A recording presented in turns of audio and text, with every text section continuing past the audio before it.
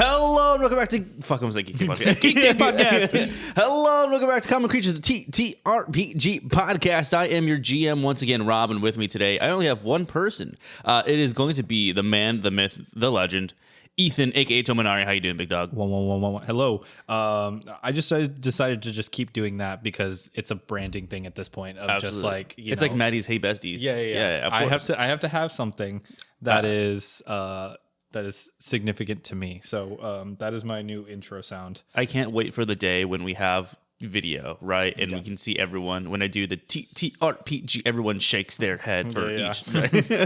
That's gonna be good to see. Oh, the dogs are kind of going at each other a little bit. A little bit. Oh god.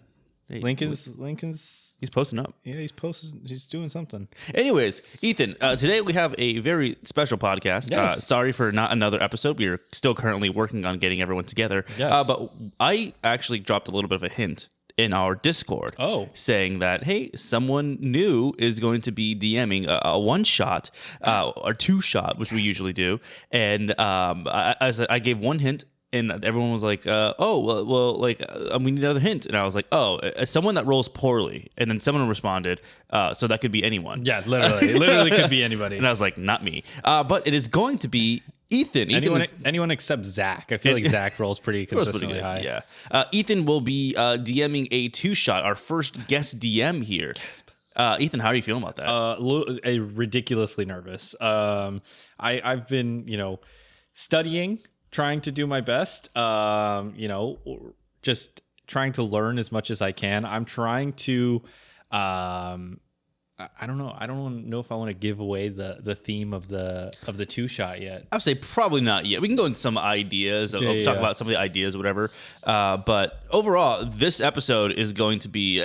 Ethan has been like asking me for advice, and I was like, let's just do a podcast about this and just do a general kind of GM's advice for anyone out there that I know there's a bunch of people that listen to this that are also running Season of Ghosts, as well as just some other Pathfinder people as well. I'm by no means a professional DM, so take these things I'm giving with a large grain of salt.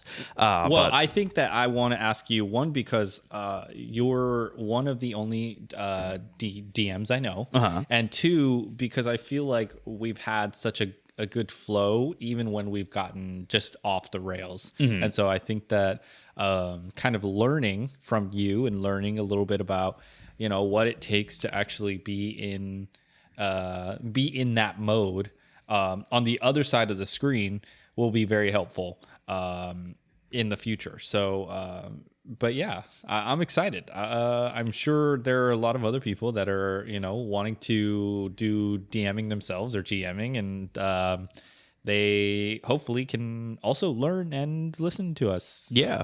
So also, of course, if you're in our Discord or wherever you're listening, if you have any questions, go ahead and throw them in there. I would love to go in there and respond to some of the questions that are in our Discord. So please, join our Discord. It should be located in every single one of the descriptions that are in Spotify, YouTube, Apple Podcasts, wherever you're listening to us. There's a Discord link in there. Just click it and go ahead and join. But Ethan, let's go ahead and jump into it. Okay. Overall, I know your idea. Your idea is we're doing something that's within the Avatar: The Last Airbender universe. Yes. I originally believed that we were doing it in the RPG itself. Yeah, no. However, we're doing it in Pathfinder. Yes, I know that the Avatar: The Last Airbender IP had created a TTRPG probably about 2 years ago now, it seems like. But they created their own TTRPG. I was there when they were doing the Kickstarter for it. So I was really paying attention, trying to figure out, if this is like D&D, I would love to have it be like that. And I hadn't learned about Pathfinder yet. So I got I have the original rule set for the TTRPG. It's just me personally, I don't really enjoy the combat system for that TTRPG. There's a lot of extra elements that I feel like especially with new players, can get a little complicated, of making sure that you balance your two character traits. Or like they have a Twee and Law balance, where it's two conflicting character traits, and every decision you make moves you more towards one specific, and it kind of makes your character lean into specific role playing scenarios. Because if you're being more, selfish, you have to act more selfish in your role play. And I just think that kind of limits things a little bit, and also makes things confusing as far as like, hey, you wouldn't do this because you're leaning towards jealousy or whatever. Yeah. So I just decided I'm just gonna use Pathfinder's system and figure it out. So that's kind of my ultimate plan right now. Artificer, I know, was made that simulates Avatar: The Last Airbending bending elements. Kineticist. Yes, Yes. What did I say? Artificer. Artificer. Oh, Yeah, good lord! I was like, what? Yeah, It was? my brain's not there. So the kineticist. Yes. It's not. It's not like exactly like bending. It's very similar. Yes. Where you have to, create a stance first, and then but I think that we can shoehorn it in to where it fits more towards Avatar: The Last Airbending. And my story, while it will have combat, things like that, because I feel like that's one of the best parts of the show. I'm a big fan of the show, and it's one of my favorite shows of all time. I'm sure it's a lot of people's favorite show of all time. Yeah. It's my story is hopefully a lot more story and a little more, I guess, taking a little bit from like Call of Cthulhu, where it's a lot more of investigation, things like that. So it's hopefully it's going to turn out good. I want to hit certain marks, and I just want to make sure that I know how to get from point A to point B, even if things don't go as particularly expected. So I just want to make sure that I'm prepared and know what I'm doing, so that we don't get on the podcast and I'm like, I don't know any of those answers. So let's go ahead and start with kind of like your biggest qualms overall. I know we had some discussion yesterday. Yesterday, by the way, was Royal Rumble.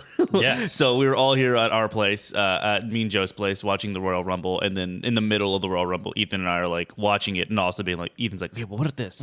But so we got bored from the men's Royal Rumble. Yeah, I can't lie. It was pretty bad. Yeah. I feel like it's like that every year. Anyways, we're not going to talk about the Women's Royal Rumble has been carrying. They need to stop having the Royal Rumble in Saudi Arabia, because those full body suits, I mean, no disrespect, but it's not the same. It's definitely not the same. And I feel like they can't go all out with their costumes. They try and do their best, but this is not a wrestling podcast. I apologize. So let's go ahead and jump in to kind of like your first overall qualms, first overall question. Ethan, to you, what is the most intimidating thing to you about GMing, and what are kind of like your first things that come to mind to be like, oh, I need to know a little bit more about that, or you feel not as confident about something? Okay, so I guess my first thing that I feel like if I get this sorted out, I can figure everything else out. The stat blocks for villains. I understand that there are pre-made stat blocks. Yes. For specific monsters, characters in Pathfinder, things like that. I am creating, like I said, I'm shoehorning in this concept of Avatar: The Last Airbender. So I'm creating new characters, and I'm creating new. I don't want to say classes. I'm just creating, these new, I guess, characters. I'm not sure how exactly to stat block them and what I need to make sure that they can be utilized. Yeah, definitely. So the best thing to do overall is there's a couple different ways. There are instances within the GM core which I can lend you that kind of gives you a step-by-step process to do that. I know I did a couple of custom ones when we did our very first D&D thing. Those first kind of enemies that I created were honestly just like renamed things. So like I went through the monster manual and I was like, okay, I like this, what this looks like. Let me just retool it to rename it. So like one of the first things they fought was a book golem. I looked through all the different golems that were there, and then I was like, you know what? The stone golem seems to have the most things, but let me just like, okay, instead of like a rock slam, we're gonna do like a book bash or something like that, you know? So that's definitely one of the easiest ways to do it. Is just, hey, I'm just gonna take this idea that they already have and just reframe it. That's definitely the easiest way to do it. Right. Like I said, in GM Core, they do have a sort of guide. You can also go on the Archive of Nethys, that you can go onto there, and it gives you the same guide. It's like, hey, to roll stats or to kind of pick whatever kind of thing. Definitely more difficult. But those are kind of the two pathways that you could really go down for that. Now, completely up to you for whatever. I know, like, in the monster guide, which I have as well, that you can also borrow, they do have like Elf Ranger, or you know, they have like XYZ. That's like, okay, cool. So you can just increase the level as it goes along. Right. But you don't necessarily need to make PC stat blocks for each one of those, because that can take a long time. And as well as you don't necessarily need all that stuff. They usually, when you look at an enemy stat block, what it has is AC, HP, resistances. If they have spells, it gives you literally just the name of the spells and at what rank. And then last but not least, it has like their weapons. It's usually it'll be like Great Club, 1d12, or it's just like Great Club +7, which is like, you know, the strength modifier. Right. And then it gives you what it is, the dice to hit. So like you hit with Great Club 2d8 or whatever. And so it's kind of really fast to look at it. You don't need to be like, okay, it's this specific Great Club, unless it's like a magical item that you want someone to pick up afterwards. So I think I would say probably for this, try and look at the monster manual and just kind of try and retool and reskin those. Of course, it is your game overall. Well, so. I was most of my, you know, I guess I am going to kind of reskin, but most of my villains, it's not spoilers. Most of my villains are going to be human. Okay. So that's why I was kind of hesitant, just because I want to, not to make them super broken, but I do want to give them like custom abilities, things like that, to try and, you know, play into the theme, the overall theme of what I'm hoping to do with the story. Nothing super broken, but definitely something that's kind of individualized. Yeah, definitely. I just don't. I'm scared. Is really what it is. I'm scared of actually the implementation of that. Yeah, I think if that being scared is a kind of a good thing to go into, because that means you care about it. Because definitely, like, there are some people that go into, they're like, fuck it, this person has everything. It's like, oh, I have every superpower, you know, like that sort of thing that we always joke around. Right. It's like, I have everything. Going into it knowing like, oh, I kind of want for things to be, you know, balanced, or I want, like, you know, the character to not just seem like an overimposing sort of force. Right. So that's why I think it's better to have the time to kind of reskin everything, because it's one, you're getting familiar with what does a stat block look like, what does it need to do, against like, oh, it's my first time ever GMing, let's custom make all these different things. I know there's also resources that you can look up online that are kind of like, literally you can just like type in everything into there, and it'll literally make the stat block for you to where you can like copy and paste it. As well as on Foundry, which is what we use, they also have the ability to create the NPCs on there as well. So it's also, you know, another step-by-step guide, kind of like how we do our PCs. I know we use a Path Builder, and then we use Path Muncher to put them into Foundry. But you can literally just go onto Foundry and like, okay, this is this, this is this, this is this, this is this. Which makes it a lot easier. But I still would probably recommend just kind of looking at the kineticists that are in there's the NPC core and then the monster core. I can send you the link to the NPC core, as well as let you borrow the GM and monster core today as we walk out. Okay. Besides that, what other things do you think are kind of the most imposing things? Gosh, I think that the world of Avatar: The Last Airbender is very big. I have a directive of where I want the stories to take place, because I have sort of the general outline arc of what I want the story to be overall. The actual specifics and everything, as far as creating NPCs and, I have certain NPCs that I, don't really anticipate using for combat, things like that. I hope to have just the characters being combat. But, we took Burgle along with us in Common Creatures, or in the Season of Ghosts. So it's that's a little scary, because with our group, like, it's very you don't know what to expect. Yeah, I think Alex definitely is a wild card. Definitely, of like, he could go anywhere, and I think that I love that about him, because that adds so much flavor to the storytelling. But it's scary as a GM, because it's like, oh, we're doing this now. Like, this is a thing. Yeah, and like Alex's affinity to want to shoot somebody that we haven't met. Like, where he's like, I rack my bow immediately and we all stop him. But I think that just like the creating of NPCs, like I said, the Avatar world, very, very large. There's so many memorable NPCs in the show, right? Of like, the cabbage cart guy is the first guy that I think of, where he's always there. His cabbage cart is always destroyed. But there's also like the sisters, the old sister, the twin sisters from the Fire Nation, or there's like the fortune teller from early seasons. Those are all NPCs. Not that I want to include, but they're memorable, even though they don't do too much. And I'm trying to create.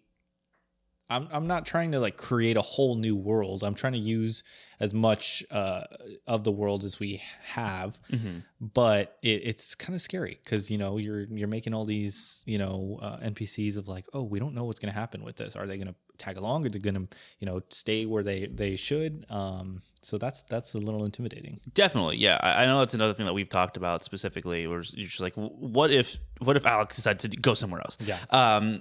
I think the best way to think about being a GM, DM, or whatever, especially for one shots, because I know right now you're like creating a world and doing, like there's blah, blah, blah, blah, blah, blah. I think right now the easiest way to think about it is scenes. This scene needs these characters, needs this character, needs this character.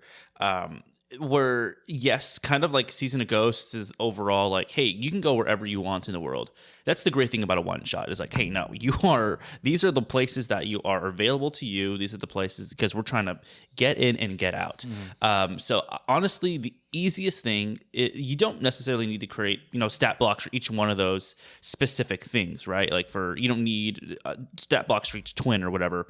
The most fun and the best part of being a GM are those instances of being like, hey, I'm a dude that's talking like this. Like it. That's the charm, I think, overall of, tabletop role-playing games. It is that like, oh, I didn't expect that. You didn't expect you wanting to go there. We're living in this weird sort of mishmash sort of world. And then in the future, you can worry about, okay, well, they're going to need a stat block, and they're going to need this and then this and this or whatever. I think if you just think of, this is the scene, I need an antagonist and I need lackeys. That's the best way to kind of think about it. It's just like, okay. And like specifically, my bad. Specifically with like the lackeys and stuff, there are stat blocks. That's like, boom, cool. Lackey number 1. And then here's this thing right here. Overall, yeah. Sorry, was that loud? Was that so loud? Okay. No. I tried to step away from the mic so that I didn't swallow on mic. No. But yeah, I mean, like, that is the fun of it. And you're, again, like I said, those nerves and being like anxious when it comes to those situations where it's like, I don't know what everyone's going to do. That's the best time. It's the best. We're just like, and I think I give y'all guys so much credit when it comes to that, because y'all guys are so creative, and then y'all guys are also so flexible when I'm like, I don't know what to do.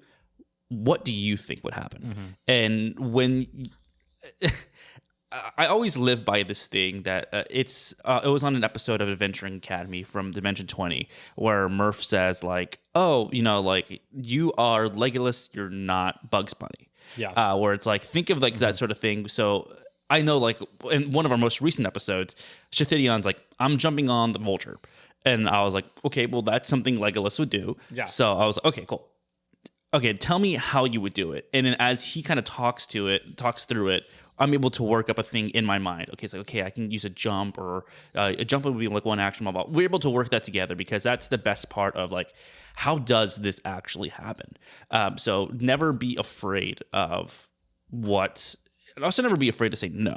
I know, like, I think literally like first or second episode, you're like, can I do this? And I was like, no. I think I cut it out of the episode. I don't even remember what it was. Because I think like you were mistaken that like, because that was when everyone felt a blast in between them and got knocked out. And I think you were the impression that you did the blast. So you're like, oh, can I talk to the ancestors in this moment to see if that was me? And I was like, no. Oh, okay. I was like, no, it was like, I'm sorry. It wasn't that. Yeah. Yeah, It was something else. Like, don't worry about it. Yeah, I was like, he's like, no, you can't do that. That's one of the things. It's like, okay, you know, let's keep kind of going and stuff. But also, 90% of the time, say yes. 10% of the time, be like, not up. Right. Yeah, like it's like it's not something that you would do, not something that's possible to do. I worry that I'm gonna get so like, oh, we have to play by the rules, that I'm gonna like kind of force character choices, and I don't want to do that. But I am definitely fearful that it'll be a little bit of because I play a lot of games. And when I play games, I definitely like to play by the rules. Because I think playing by the rules makes the game fun, and Yes. you know, doing custom rules and stuff like that. Okay, but like like with Uno and stuff, like whatever. Yeah. But definitely playing by the rules can make the game fun, because when you win, it makes it all the more accomplished. You're playing within the confines of what the game is. Yes. And so I hate when my family's like, you know what? I'm not going to do that. I'm just going to do this, and we're just going to be okay with it. And I'm like, no, that's not how it's done. So I'm worried. I'm going to try and be self-conscious, but I don't want to be too rules focused, especially with bending, adding bending in, because I think that kineticists, you know, have certain like rule sets that they have to do for bending and stuff like that. But I think there's so many creative things that you can do with bending, you know, and so many creative choices that you can make that bending can assist with. And I want to try and be flexible in that sense of like, hey, can I try and earthbend, catapult myself over this wall kind of thing? Or, you know, can I do the thing where Katara like freezes water and then moves through it, like kind of like that? Obviously nothing that's super broken, but definitely those creative choices where I'm like, that would be fucking awesome. Yeah. You just have to, I guess you just kind of have to roll for it and see how well you actually can do it. Honestly, that is the best judge, because it's like, it's 1 out of 20 shot that you're gonna be able to do it, right? So even with your modifier, it's kind of like, you can be like, yeah. I think like a lot of the times the joggers, can I do this really crazy thing? Like, roll for it. Like try to do it. Like if the odds are saying, if the world is saying that they can do it, then sure, whatever. But most of the time, it's not gonna happen. So as a GM, I'm like, hee ha ha. You know, I don't got to deal with that sort of thing. But it gives the illusion of, oh yeah, like I'm being a good GM. Really, I'm just like, I hope you fail. Like, I think that I think there's a lot of creative things that can be done also without bending, right? I know you mentioned like you wanted to be a fighter, which I think would be great. Which I was also scared of. I was scared that people would be like, "Oh, bending is an option. I'm going to be a bender," which I'm sure most of the people will. But there are non-benders that are just as viable as you know, fighters, and there's a lot of creative things that can be done with that. Like Sokka had his boomerang that he used to get out of a lot of situations. So I'm really excited for that, really, of just the creative opportunities. And I feel like I do improv a lot, and I'm definitely a victim of bits, where it's like I will keep a bit going until it's dead. Until it's dead, yeah. Until it's dead. Sometimes to my fault, but you know, I think that I can hopefully use that ability to try and just get the circumstances going, you know, and just be able to just guide the story rather than like tell the story. So they can hopefully figure out the story and have the story themselves, where it's not me so much like, hey, here's what the story is. You know what I mean? So, yeah. I think it's so funny that you're like, I was worried that everyone wanted to be a bender. And I'm like, I don't know what it is about me as a person, but I'm like, I love fantasy. I love my Brandon Sandersons. I love my Robin Hobbs. I love my Robert Jordans. But put me in a world where everyone, their mom, can control the elements of the world. I just want to beat a dude with the stick. Well, okay. So I was also looking. You don't have to do this, but if you want to be like a chi fighter, right? Oh yeah, they have chi fighters. Yeah. And that's the monk thing, right? No. Yes. Yeah. Like Tai Li, right? Where she basically just shuts down people's chi. Like they have those. You don't want me being a monk. I'll be so mean to you. Yeah. I think every time that I've had the opportunity to be a player, I've played a monk, and I've made it just terrible for the DM. Yeah. I'm just like, all right, and stunning fist, and it's like, oh, that thing's stunned. Sorry, it can only take 2 actions extra, sort of thing. I'll think about it, but we could talk about it. But the artificers also technically, I said it at the top, but I guess my brain was on it. Artificers also technically in Avatar, so there's a lot of opportunities. I was scared, I was going to be like, oh, everyone has to be kineticist because everyone's going to be a bender, but it's like, you don't have to do that. There's so many other things that you can do in the Avatar universe, which I think that is why people love it so much, because it's fantasy, but it's also a little bit grounded, of like, this could happen. Well, I guess it couldn't, but whatever. I think depending on the cast that's going to be playing, you might only have one kineticist. I think Zach, if he decides to play, I'm not too sure about his breadth of knowledge on Avatar. I think he might be like, yeah, I'll be a kineticist. I think he'll be like, I'll be a kineticist if no one wants to. But I don't know. Zach would be a firebender. Yes, exactly. Yeah, 1000%. Yeah. So that would be really exciting to see, kind of a team of like non-benders and then one bender. Maddie, I feel like would be a bender. I could see that. I feel like she would be I think she should be an earthbender, but she would probably say waterbender. Yeah. Or like a healer. Probably like a healer waterbender.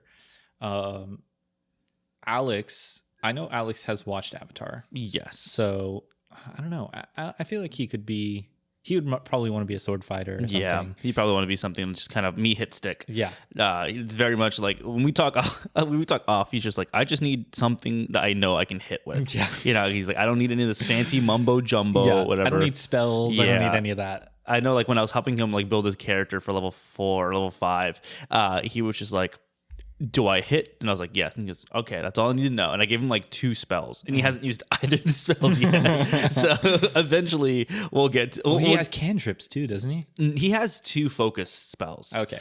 He has like gravity weapon, and it's another one that I don't know why I gave it to him. It's basically enlarge companion, where he can make his bear just way too big. Yeah. So I was like that'd be fun. He's like, I don't know how to use it, but you can tell me when I can. I'm like, you can use it literally whenever you want. Yeah. It's like you just need to like focus for 10 minutes afterwards. He should have used. Well, did we have the bear when we went through the branches? He did. Okay, so we could have used the enlarged bear and like. It would have been down the bear. Yeah. Okay. Yeah, definitely. Yeah. It would just made the bear like. I think it would have like lowered its AC by like 4. Oh, okay. Yeah, because it's like bigger space to hit. Yeah. Anyways, back to your thing. What else are you kind of like shying away from mostly? I know like you showed me some things with legendkeeper.com that you're kind of creating the world overall, because the idea is eventually we might have 2 campaigns going side by side. Yeah. Where it would be Seasons of Ghosts. I mean, we're not wrapping up Season of Ghosts anytime soon. We are like halfway through book 2 out of 4. But eventually I know like the idea for the channel, or like this overall, is to have a lot of shows going on one by one by one.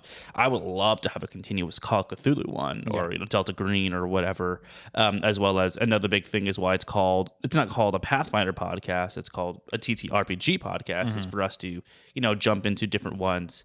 As of right now, how do you feel your one shot preparation is going? Good. Yeah, I feel it's good. Where it's at right now, I'm like, I'm gonna make it canon, quote unquote, but not significantly where it's like, hey, you're gonna need to remember all of this. I'm really happy with the concept. I mean, it's not super original. Not saying that it's not original, but yeah, it's not like crazy, like out of this world. But I think that it'll play into like one thing that I'm really proud of is like I think that the way that you're leveling up from level 1 forward. I think I've created sort of a good story element for it where it's like leveling up makes sense. So the one shot itself, I think that's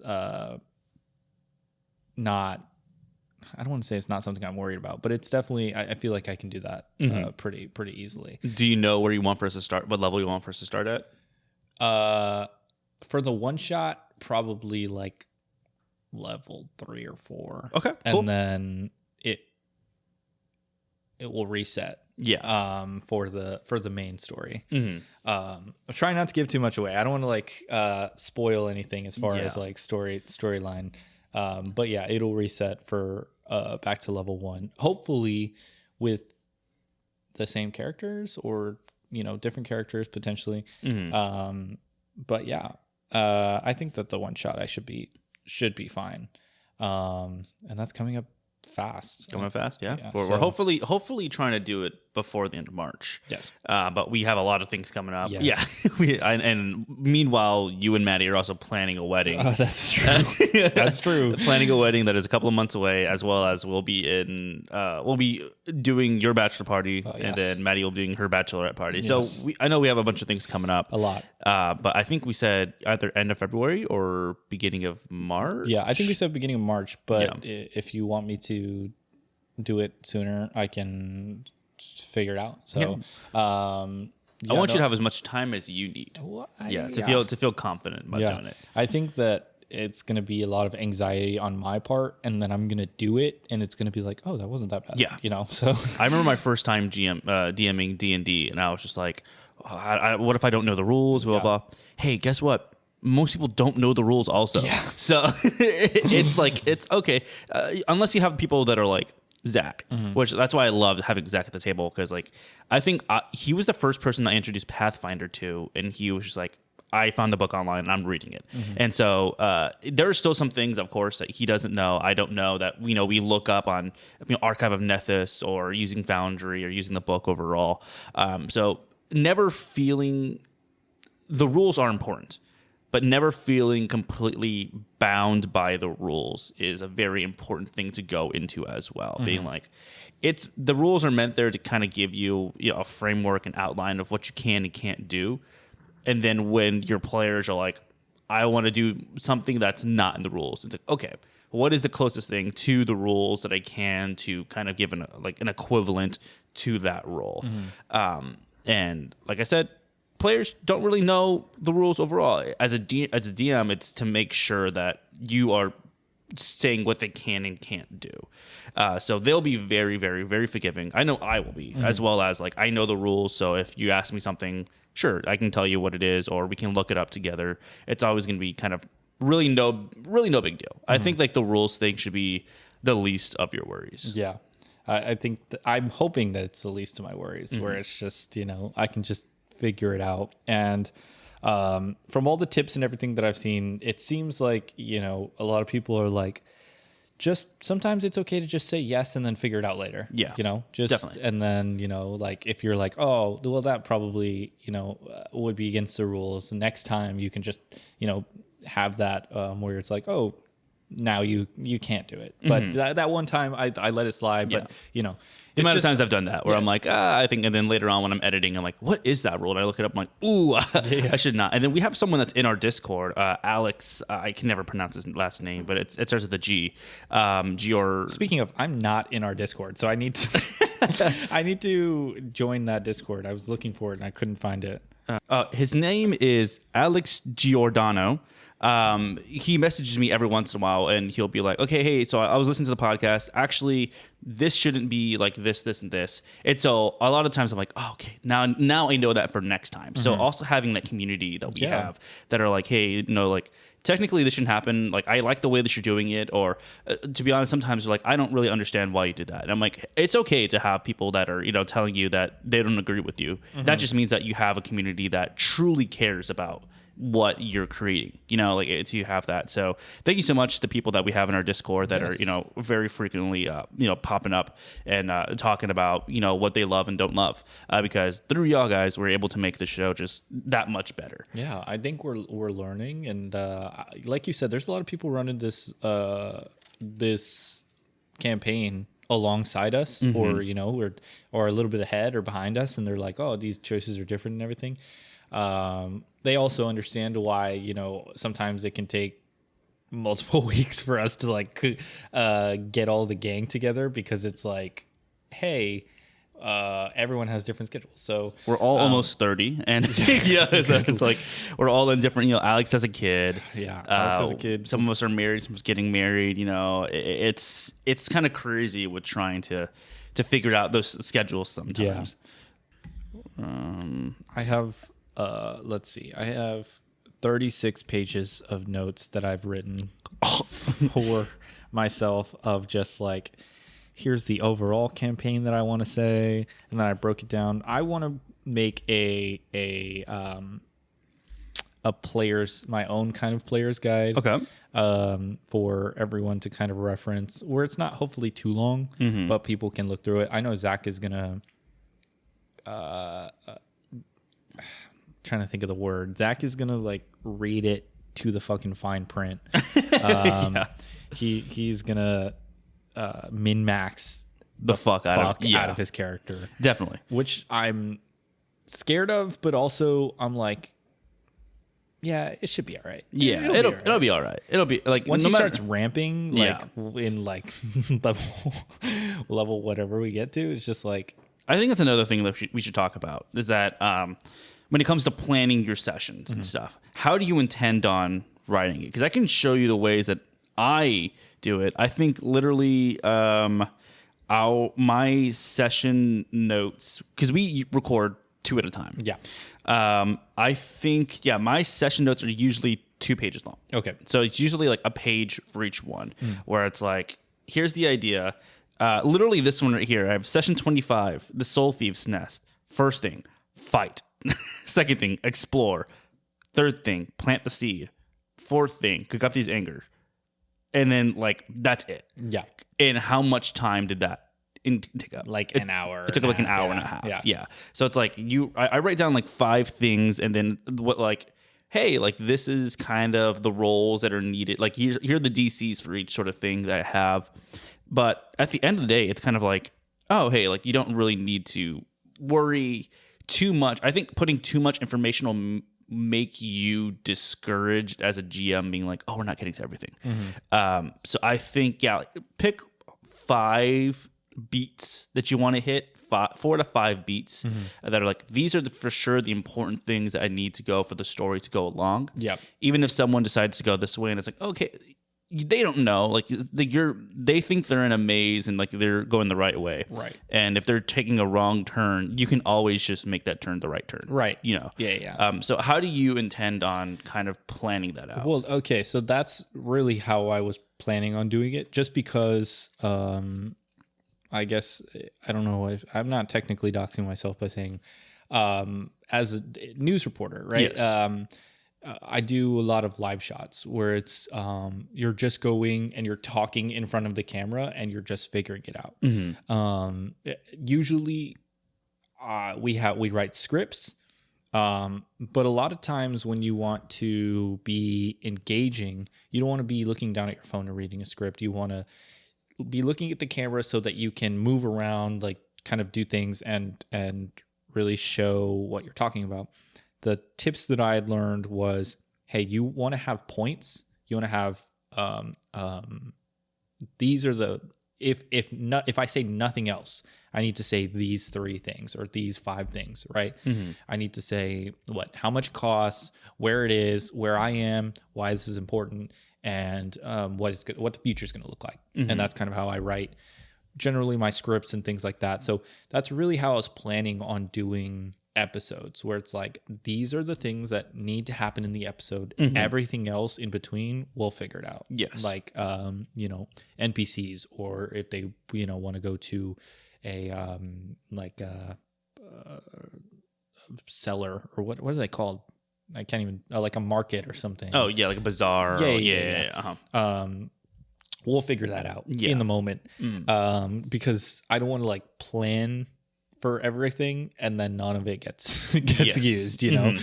And so even though I could have it in the back pocket for later or whatever, I'm really excited to just kind of figure it out in the moment. And like I said, Alex is a real wild card. Zach is very much directive based, mm-hmm. of like, hey, if we have a directive, we need to go do this directive. Maddie, I'm interested to learn how Maddie will be as a player, because I know that we ran a D&D campaign with Maddie.